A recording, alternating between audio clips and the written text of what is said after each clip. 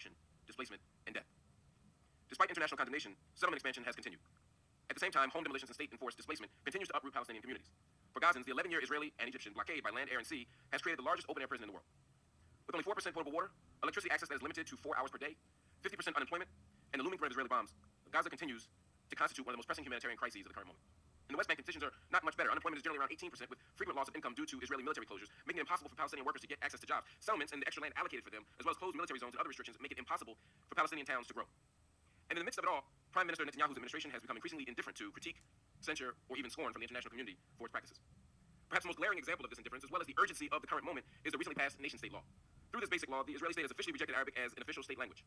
It has described settlement expansion both inside and outside of the Green Line as a national value, and it has reinforced the fact that Israel is not a state of all of its citizens. As an American, I am embarrassed that my tax dollars contribute to this reality. I am frustrated that no American president since the start of the occupation has taken a principled and actionable position in defense of Palestinian rights. And I am saddened, though not surprised, that President Trump's administration has further emboldened Israel's behavior through its recent actions. In May of this year, President Trump officially moved the U.S. Embassy to Jerusalem, which he recognized as the undivided capital of Israel. This choice not only flew in the face of international law and precedent, but also constituted a powerful provocation and a diplomatic death blow. In late August, President Trump then permanently reneged on America's commitment to funding UNRWA, a move that now leaves millions of Palestinian refugees in medical, economic, and educational peril. Moreover, the move serves as a political strong-arm tactic, whereby the United States is unilaterally attempting to resolve, through the Trump administration, the final status of Palestinian refugees. While President Trump's policies have been most dramatic, it is important that I stress to you, to reiterate to you, that they are not wildly out of step with American policy.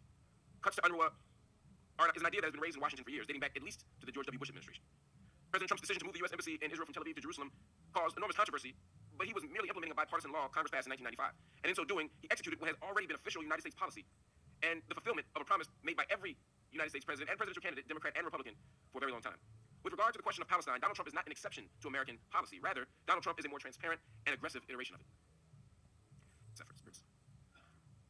But we must also offer more than just words. Words will not stop the village of Khair al-Ahmar with its makeshift schools created by local Bedouin villagers. Words will not stop it from being demolished in violation of the 4th Geneva Conventions. Words will not stop poets like Adu-Nti from being caged in Israeli jails for having the audacity to speak the truth about the conditions of struggle on her own personal Facebook page. Words will not stop peaceful protesters in Gaza from being killed as they fight for freedom against Israel's still undeclared borders. Regarding the question of Palestine, and beyond words, we must ask the question, what does justice require? Of course, it's the belief that good will inevitably prevail over evil, that justice will inevitably win out. In the course of human history, and certainly even in the course of the United Nations, there is no evidence of such a proposition. Optimism is unsophisticated. Optimism is immature. Optimism is what my students have when they take examinations that they did not study for.